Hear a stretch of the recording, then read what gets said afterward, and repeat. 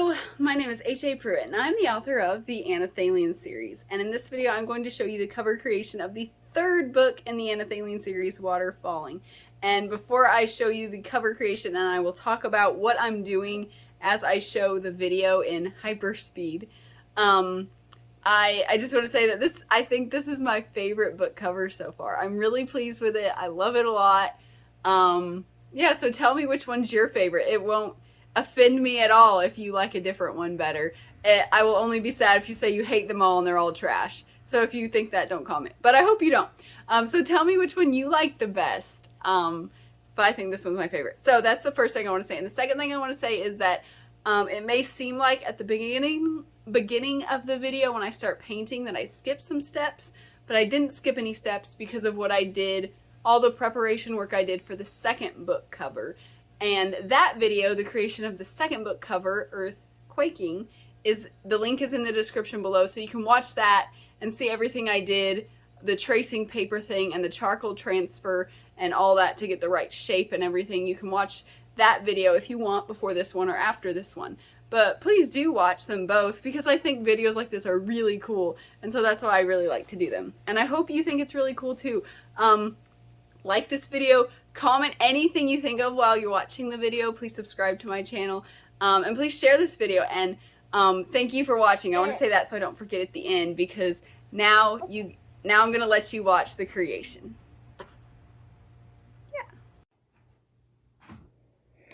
Okay, so first I'm using the tracing paper I used for my earthquaking, which you can also see in the video kind of at the bottom there.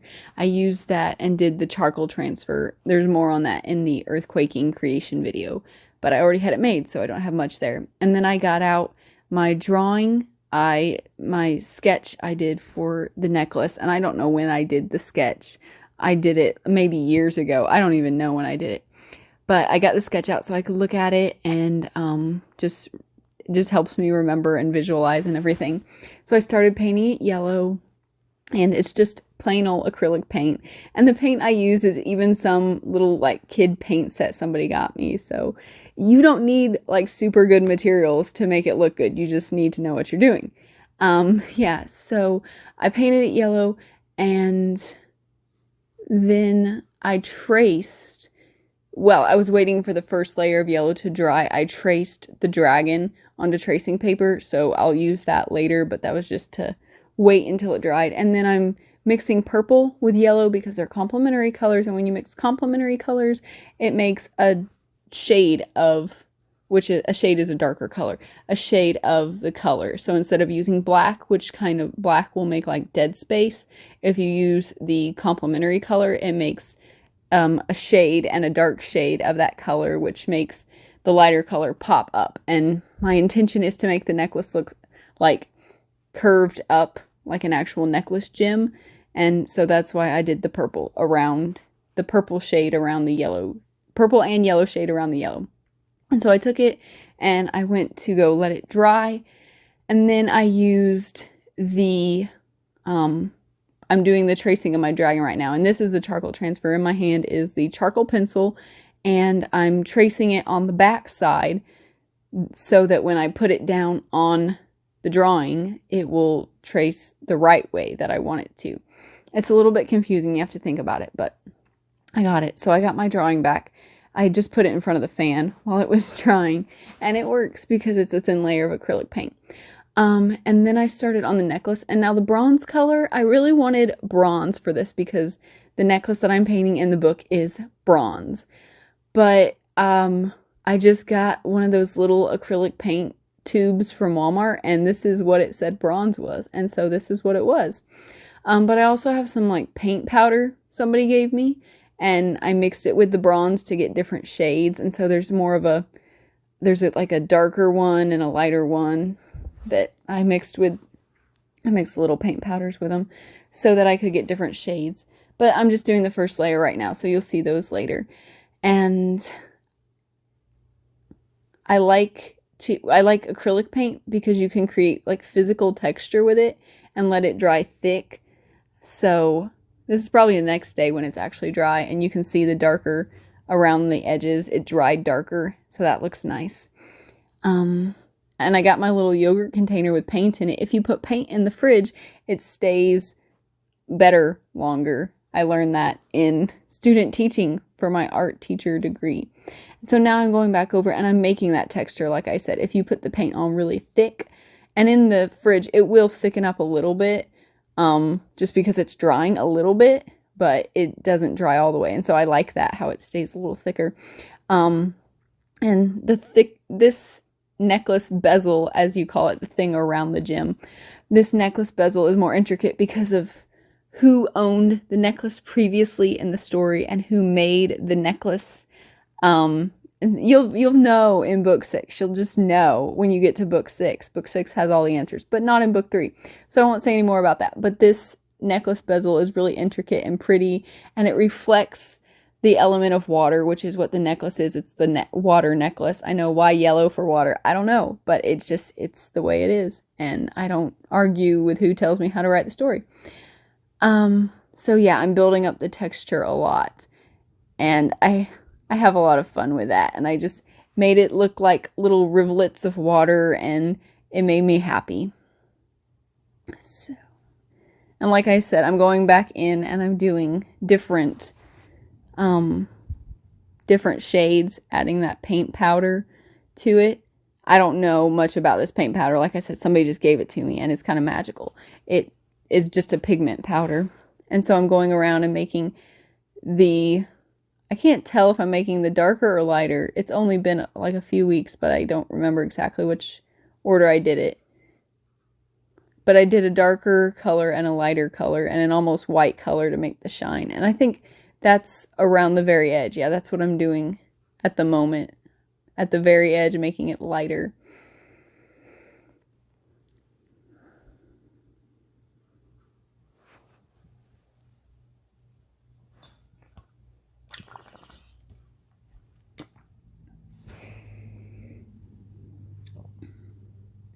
So while I'm doing that, I don't show a lot.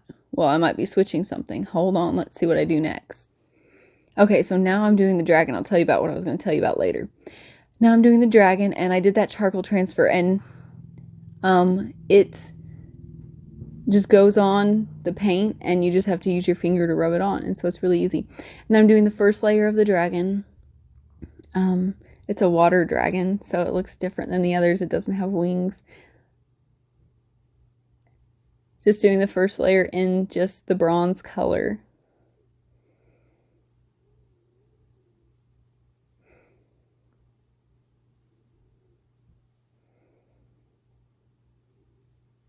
And then after it dried, I did my second layer.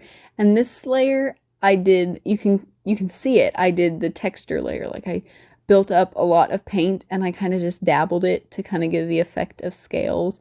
And so this one isn't a different color, but I just made it a different texture. And then I went back and started adding a lighter color because I want the dragon to look like three-dimensional. And so I used different colors, lighter colors in the center of the dragon, darker colors as I went to the edges of the dragon to make it look like three-dimensional and cool.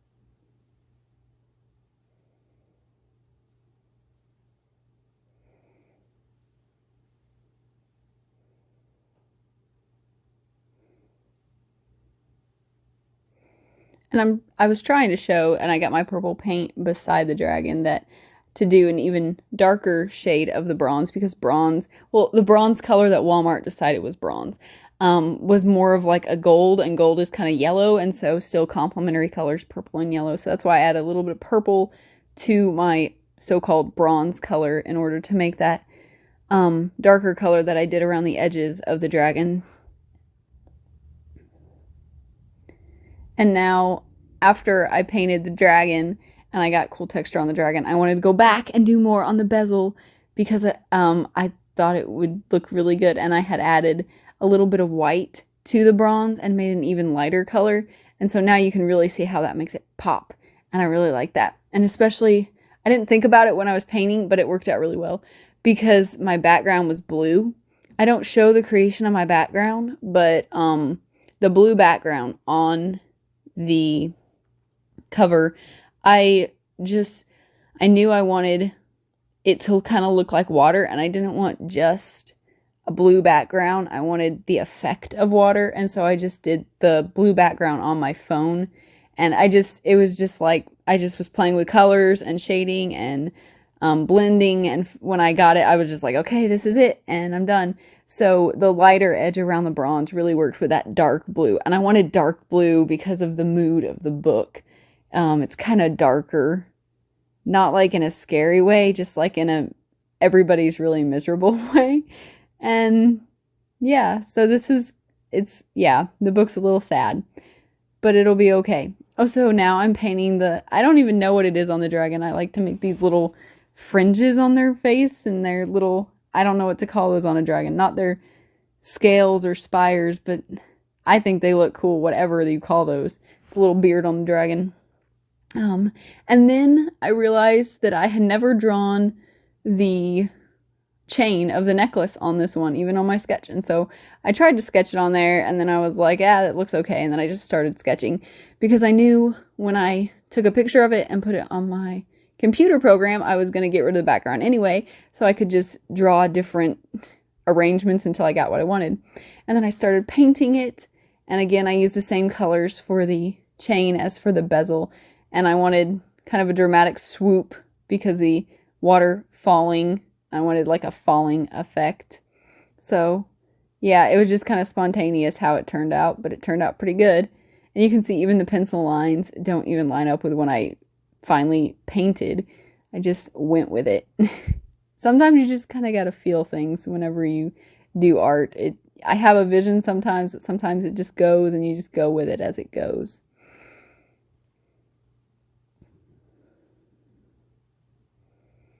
And then, of course, when I got a different color on my chain, because I just kept mixing colors in my little yogurt bucket, I had to go back on the bezel and add a little bit there and add a little on the dragon and just keep adding more and more. And so now I'm showing real quick, I took 1,000 pictures, way more than I'm showing. I took like 1,000 pictures of the necklace, and I wasn't satisfied for a long time. But finally I got the right one, and I'm showing just really quickly all the different stages I went through to make the lettering of water falling on my name. And it really doesn't do it justice of how many times I went through and redid and reshaded and recolored the water falling and the HAPruitt. But I did that on my phone, and so I couldn't really take a picture of that. And what I showed just really quickly while I was talking about that was I erased the background of all of 3 of those things, and that took like forever. And when I did it on the blue background, I erased as much as I could see, and then I put it on what that white background is the template downloaded from KDP. And so when I put it on the white background, I was like, oh, I can see even more of the background that I didn't erase. And so I didn't show like even a little bit of it, not even the tip of the iceberg of how much time I spent erasing. I spent a lot of time erasing the backgrounds for those 3 elements. Days. I worked on it 1 or 2 hours each day for a couple weeks. It was a long time. And so now I'm trying to, I'm doing the blurb on the back. And if you've never done a book cover, now you can see how much work it takes. Every little step just takes forever. Just figuring out the font, the sizing, the color even of every letter sometimes. It just takes forever. And the spacing and where it all goes. And you have to go back and forth and see, does this work? Does it look right? And change the opacity and all this stuff. So here's a sneak peek of what a cover designer does. If you didn't know that, it's a lot of work. You wouldn't think it would be, but it's a lot of meticulous, tedious work. And you can see I'm going back with the spacing and just the keening and I can't even think of all the different words, the spacing between each letter and the spacing between the lines. And there's so many little things that you have to adjust and get right. So up until now, the video has been in hyperspeed, but the next little bit is gonna be in normal speed, and I just did this because that was like the last step that I did to finish my cover. So I just wanted you to see, and I'm like this through the whole thing. Like, I'm terrified that I'm gonna do something wrong. There's an undo button, but I'm terrified I'm gonna mess up and it'll be terrible. So this is how neurotic I am. This is, if you have not designed a cover, this is what it's like. This is just one step, one little step. This is what it's like for your cover designer. They may not be as crazy as me, but you'll see. So, enjoy this little part. Okay. Okay, okay, we're on the text tool. Okay. Okay. I hope are you gonna, don't make noise. Oh, yeah. Okay. I don't even, what am I typing? My name. Okay. Universe, I hope you know how much she hates me. I don't hate you. Just, I'm doing, okay. PRU. Make sure I spell my name right. Okay. Okay. Okay. No, okay. And focus. Stop saying okay. That shouldn't be as big as the other one. Okay. Okay, now what size? Like, let's 24? That's smaller. I don't know. We gotta see what it looks like if it's turned. Okay, so no, that's too big. That's too big. Make it smaller. That's too big. Be nice if it highlighted it so I could actually see it. Sassy pants. Is that okay? I don't know. Is that too small? It always looks bigger when it's highlighted. I think that looks okay. I think that looks okay. That looks okay. I think that looks okay. Okay, now select tool. Okay, now you gotta turn it. Okay. Don't be crooked. Don't be crooked. Don't be crooked. Don't be crooked. Don't be crooked. Don't be crooked. Oh my goodness, this is like the hardest thing I've done all day. Okay. Oh, it's crooked. Undo. Just undo it. Do it all over again. Okay. Don't be crooked. Don't be crooked. Don't be crooked. Don't be crooked. Oh, you're crooked. Don't be crooked. It's crooked. It's still. Oh, why is it so hard to get straight? There's probably a tool to make it. Probably need to. Oh my goodness, why can't I get it this ridiculous? Oh, just a touch. Okay. I don't think it's crooked. I don't know. I don't know. Okay. Just, that's not centered. No, where's my pan tool? Okay. Okay, it's not crooked. Is it in the right place? No, it's not. But select tool. Okay. Little arrow. Okay, that, just a smidge. Okay. I don't know. Now that makes that look too far up. Okay. Go back. Okay. No, I don't know. I don't know. Okay. Which I don't even know what vector. Nope. Yep. Okay. La, la, la, la. Don't be shy, you're gonna kiss the girl. That looks better. Okay. Okay, that looks better. So stressful. Okay, I think I've got everything. I just need to proofread everything. But where is my, okay, raster. Why are you doing these things? I don't even know what you're doing. Okay, make you invisible. Oh, it's so pretty. It's so pretty. Move, you. Get out the way. Okay, so that looks nice. Okay. Do you think it looks nice? I think it looks, okay. Okay, stop saying okay. Okay. I think it looks good. I'm gonna save a copy and we'll test it. So that is the cover creation of Water Falling.